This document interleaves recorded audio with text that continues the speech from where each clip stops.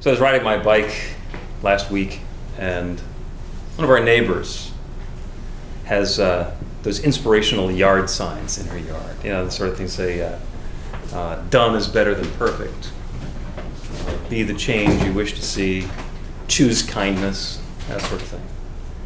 And she had one in the lawn this time that said, "What's your sign?" I thought, this is like a bar in the 70s? No, what is my sign? Libra, Pisces. I don't know. It's my sign. I thought about it for a while because I was on my bike and I really didn't have anything else to do. Is my sign yield? Maybe my sign is wide load. I mean, you know, there's a lot of different things that it could be. What's your sign? Because sometimes we're looking for a sign. Sometimes we are a sign. And that whole thing kind of combines together with our process of setting an intention using our word and bringing something new into our lives with our power to create, which is we do through prayer, which we do through action and steps that we take after we've set an intention. But what happens when we don't know what we want to create? Do I know right now what I want to create in my life? Right now in this next moment, in the next week, month, year, 5 years, 10 years? What do I want to be creating? Sometimes we know exactly. We've got the destination and we understand it. And sometimes we just don't have a clue. So how do we get from where we are to where it is that we want to be? Well, sometimes that's the sign. Sometimes understanding what our goal or our objective or our destination is the challenge that we're facing so that we can set an intention so that we can get there. In our practical prayer class on Tuesday, a lot of the talk that we were doing is about the step that we take before we start the prayer.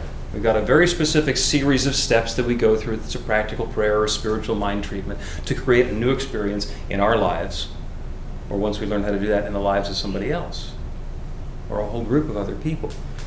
What the first thing we have to do before we even get to step one, we call it step 0, is the purpose. And that's the roadmap. Because if I don't know where I'm going, first of all, I don't know which direction to head in. And second of all, when I get there, I may not know that I'm there. There's a guy I used to work with who had a saying, which was just so perfectly appropriate. He'd say, "We don't know where we're going, but we're making good time." And sometimes that process of deciding where we're going can be a challenge. I know it's been a challenge for me sometimes. I've occasionally run into that as a big challenge. So what do we use? What do you use? How do you figure out where it is that you want to go? Do you want to drive around looking for a yard sign to tell you? Do you just let your ego tell you? This is what I should do. By the way, whenever something comes to your mind that has the word should or oughta, you should not. You needn't. That's some other force other than your spirit, your calling, your guidance telling you what it is. But we all have that inner guidance. That's the yearning. If there's something going on in your life, whether it's something that's wonderful and you're yearning for that to be a little bit more or a little bit better or a little bit more wonderful, or if stuff is just horrible and everything is bad and you've got a yearning for it all to be better, that yearning, that first yearning, is going to be for something that you want to have change immediately. So that yearning, that internal guidance that you have, that's the first step. That's definitely a possibility. Another thing that we can use is our moral compass, because there are lots of things that I could do that I'm not going to do because that's just not going to be okay with me.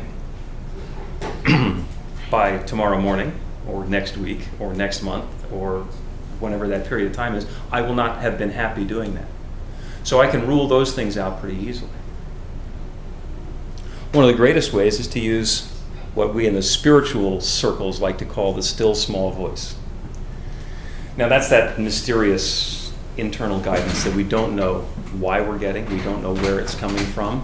It's something that what we really need to do is get quiet.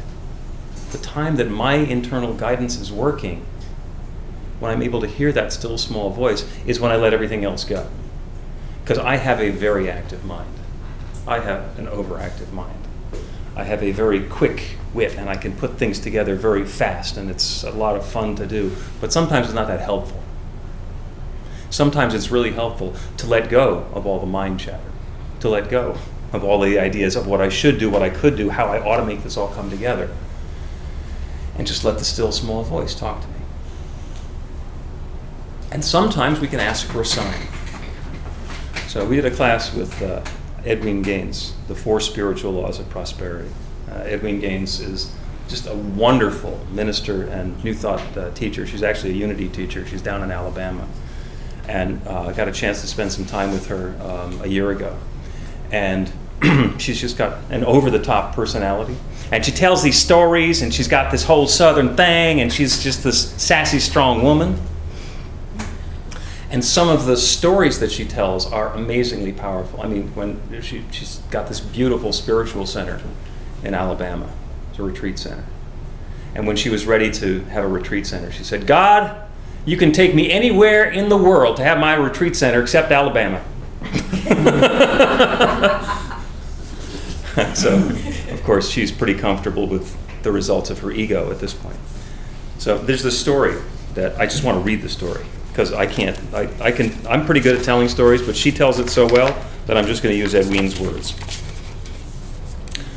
So what was happening is when she was first starting her ministry, she had a couple of possibilities of where she could go for her ministry, and she got some guidance that she should go to Kentucky, Knoxville, Tennessee.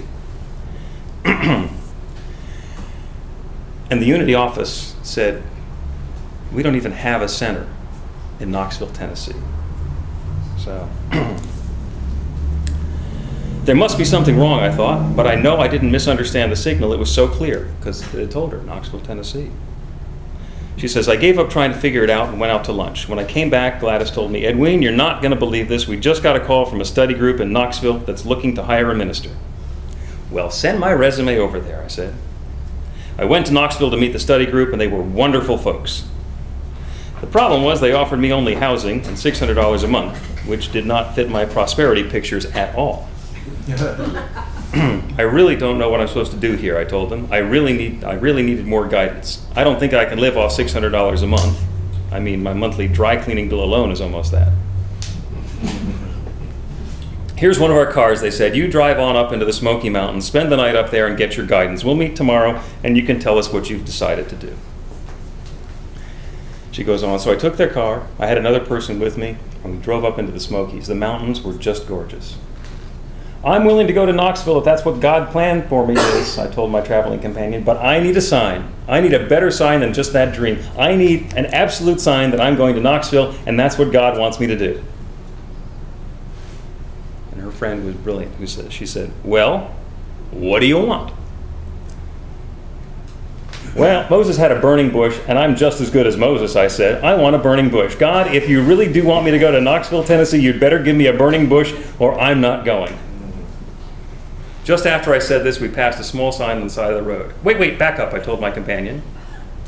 We backed up, and I saw the sign that read, 'Burning brush not permitted.'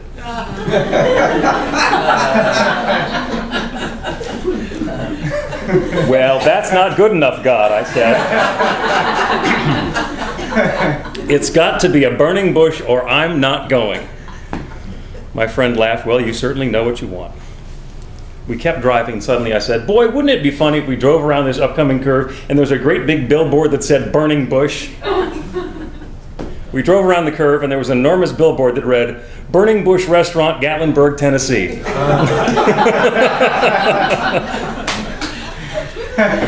Needless to say, we were absolutely stunned. In fact, we were so shocked that neither of us could speak for several moments. We went to the Burning Bush Restaurant for dinner, and then I accepted the $600 a month offer and moved to Knoxville.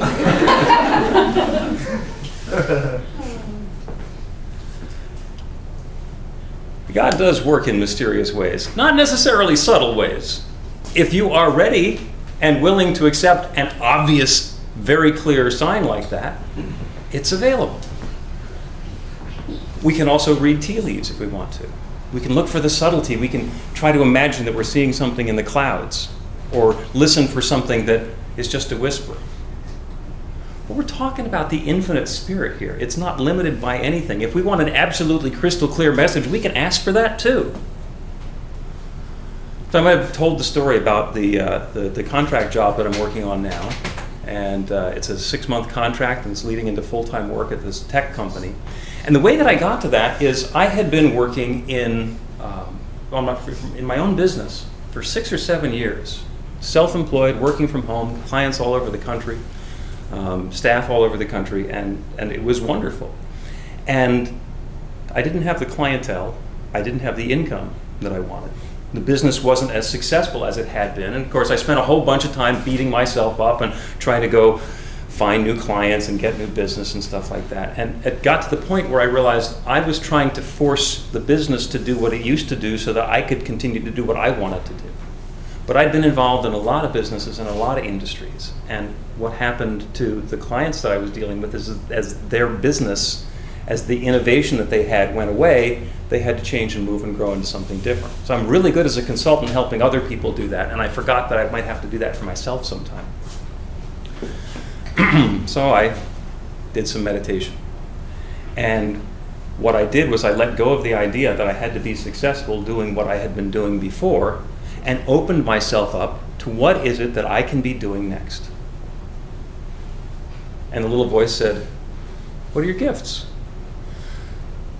Oh, I forgot. I have some gifts. I have some capabilities. I have some talents and skills that other people don't necessarily have that people would find valuable. So what I did is I refocused on what it was that I had to offer.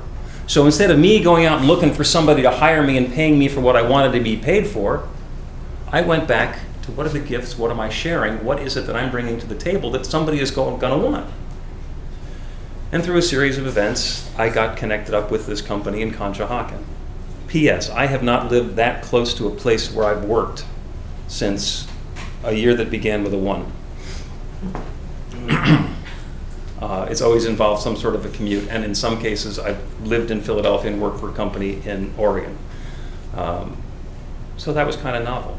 And my ego is saying, well, we could make this work, and we could do this, and we could do that, and we could do the other thing, and it's trying to put the pieces together, and I'm saying, no, I don't want to play that game. I don't want to try to put something together. I don't want to make this work. So the prayer that I did, as I went into each of the interviews that I did with this company, is for perfect fit. I wasn't looking for me to get something from them, and I wasn't looking for them to give me something. I wasn't going to shoehorn myself into somebody's ideas. I've seen what happens with that. Yeah, I can get a job doing that, and then the job can go away. So I was looking for that perfect fit. And I used the Edwin Gaines technique. I did not want the tea leaves to indicate to somebody that perhaps this was going to be a good idea. So before I went into each of the interviews this is obvious.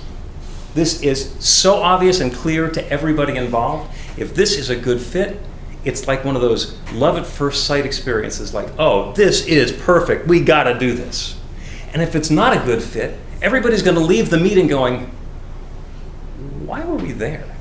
This is such a bad idea, we'd never want to do this. And I was prepared for either answer. And what happened every step along the way is it was really obvious that this was a good fit. This was an opportunity for me to really share my gifts and bring something new and wonderful to the company. So I've been there for 6 weeks, and I got together with my boss, who's the CEO. And I said, I just want to do a level check, make sure that things are going along okay, and if there's not, there's something that we can tweak. How do you think I'm doing? And he said, well, I'm going to give you a negative response as a positive answer. It's like, okay, that's kind of mysterious, go ahead. He said, we have a huge project, we're doing a thing for the papal visit. He said, and I didn't realize that the timing was going to be what it was, but in the middle of all of this, I went on vacation with my family for a week, and I just left you in charge of it, and I didn't call you. He said, so obviously I think you're doing a good job. The perfect fit was obviously a perfect fit, and it continues to fit together that way. So I can ask for a burning bush and say, oh, well, I got a dream that had a candle and a Christmas tree in it, maybe that's it. Or we can do what Edwin did. It's like, no, I'm sorry, the little no burning brush not accepted sign's not good enough. I want a huge billboard around the next corner. And if it works for anybody, it can work for everybody. So we can all get those signs and signals. Did you read in there what the trick is? The trick is to get your ego out of the way. The trick is to not think that you know the answer, or think that you should know the answer, or think that you should do the first thing that came to mind. The trick in it is to let go of your attachment to how it's going to come out. And be okay. If it's obvious to everybody this is great, then it's great. And of course, that's what we would love to have happen. And if it's not going to be great, it's obvious to everybody that it's not going to be great. Wouldn't it be cool to go into a relationship that way? Wouldn't it be cool to go into investments that way? Or any of those things that we're involved in our lives? Okay. There's an infinite mind at work here. And if I'm going to accept the guidance, let me have that be absolutely obvious. Oh, and then I like to throw in, and comfortable. Because I have learned many painful lessons in my life, and I'm sure that I could again, and I don't really want to. The infinite has been okay with that as well, to have those answers show up very clearly and very gently, without anything abrupt or annoying happening. So the signs are always there, the signs are available. We need to ask for the signs. Let me change that. We don't need to ask for the signs. We can ask for the signs. If you don't want to ask for the signs, that's perfectly okay. And then you need to understand, if you're going to do that, what kind of sign are you looking for? In traffic, there's an easy pass sign and a stop sign. Well, if you're looking for easy pass, then that's a pretty easy decision to make. But we don't always want the easy way. I spent a bunch of time skiing. If anybody's ever been skiing, they mark the trails. So some of the trails have a big green square, easiest. And that's the trail that goes back and forth down the hill. It's a nice, long, meandering way. It's not very steep. It's not dangerous. It's actually the easiest way. And then there's the circle, and there's a blue square, which is more difficult. Okay, and those kind of go down a little bit more. And then they have the black diamonds, which are difficult. And then they have the double black diamonds, which are the ones that would be black diamonds if you were already standing on a black diamond. So more difficult. And they go straight down. So why do you figure it is that everybody doesn't just take the easiest route? Wouldn't that be easiest? Well, yeah, but not as much fun. So we get to choose. We get to choose which one of those we want to take. And sometimes it's not the easiest way. Sometimes we're into the challenge. Sometimes we want to be able to create something that's a little bit of a stretch for us. One of those great pithy lawn signs says, life begins at the edge of your comfort zone. Maybe that's your sign. Whatever your sign is, that's okay. Whatever your sign is, that's just perfect for where you are on your path and what you're doing right now. When I told Reverend Dave what the topic was for this week's talk, he kind of chuckled because his profession is making signs. He's been designing signs for a long time. But the interesting point is, the talk isn't about how he's making signs. The talk is about how he's approaching making signs. Because in fact, the signs are a byproduct of what Reverend Dave does. What Reverend Dave does is he helps people find their way. He's not in the sign-making business. He's in the wayfinding business. The signs are an aspect of that. So at the times when he might think that he's just helping somebody build a sign that's going to go get installed someplace because that's the job, that's working at a completely different level than when he remembers the truth of who he is and what he's doing, which is that he's helping people find their way. And along the way, he's got a 9-to-5 job that somebody's very grateful to have him at, and that puts him into that flow of circulation as well.